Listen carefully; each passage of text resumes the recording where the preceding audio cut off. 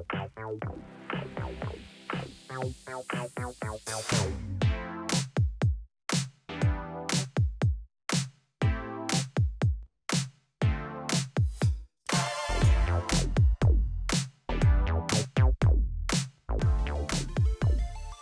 think parents should be aware of some of the types of games their kids are playing. For example, if they're playing like a popular title that is a MOBA, a massive online ballerina game, what does that mean? Does that mean that they're going to be playing a game from beginning to end? Does that mean that there's more involvement in the game? Is it more immersive? Is it less immersive? Are they playing an MMORPG that is very involved and might be a bit more time consuming? They're playing a puzzle game. And then what is the age appropriability of the game?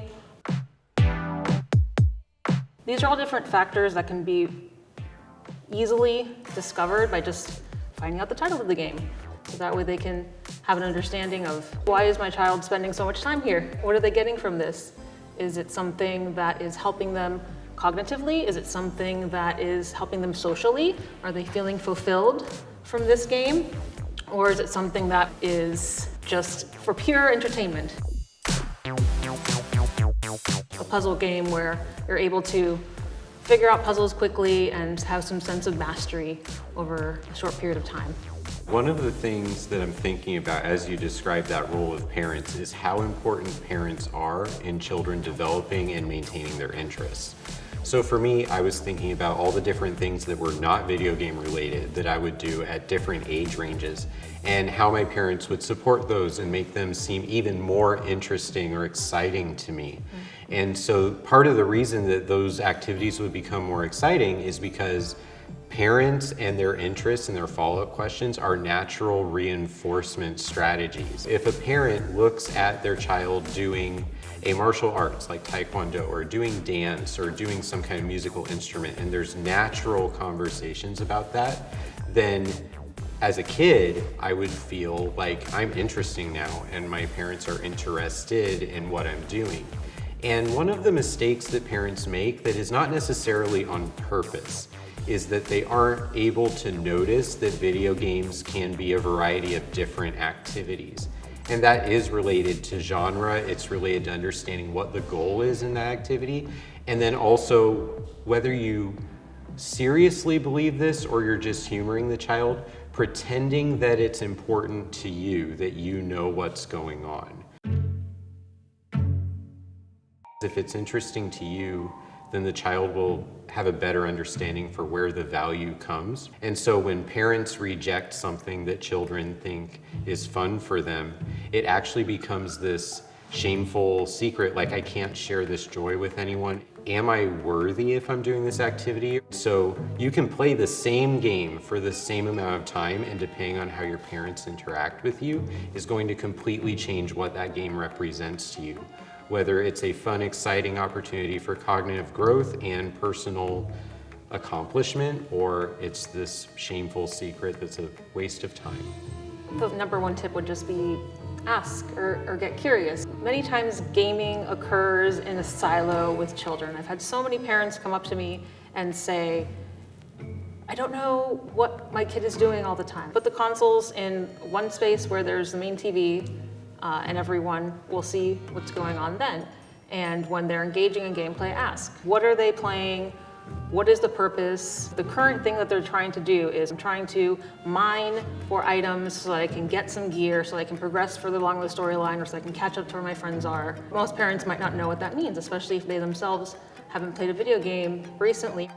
So getting curious, asking those questions, asking for clarification on what that means, and coming in a non-judgmental way, so not stigmatizing, right? Really being judgment-free, because especially when children are sharing something with you, it can be very vulnerable for them to explain it if you immediately shut it down, if you immediately say, that's a waste of time, focus on your homework instead, right? But if we're nurturing that creativity that we know is coming from the gameplay, if we're understanding what they're getting from it, what's motivating them to engage in the gameplay, then that can help also create, I think, a really strong parent-child bond.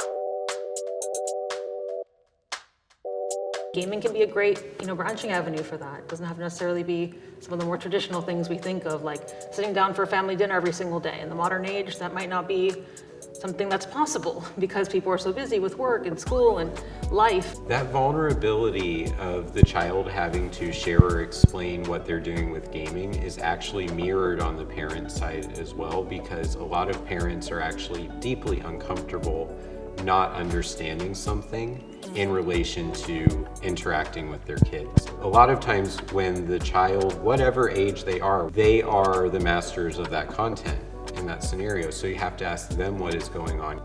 Mining for resources, crafting, grinding, gaining EXP. These are things that if you are a parent and video games are not part of your development, you may not know what those are. And so it takes that vulnerability and courage to say, I don't know what this is, can you tell me?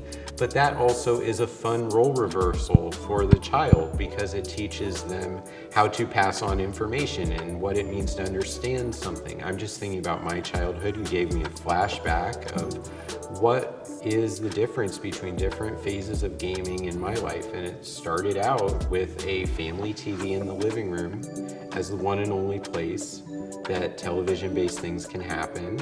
And my parents honestly were more aware of what kind of video games I was playing and how they worked because they'd be watching me for maybe an hour every day or so, winning and losing, and they'd understand what that means on the screen. Here in modern times, where all the gaming they've done has been in secret, where those eyes are not there and that understanding is not being built. So it is just an activity for the child themselves, and it's not shared, it's not communicated.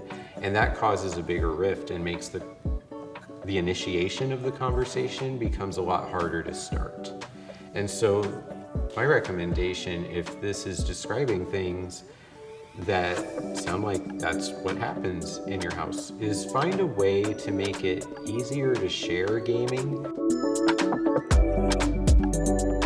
Asking, what did you accomplish in your game today? How did that make you feel? Or, show me, tell me, right? These are all curiosities and ways to build that parent-child bond again, but also understanding a bit more of what video gaming means to them, while fostering that relationship. If I ask my child who is in high school what his day was like, the answer is,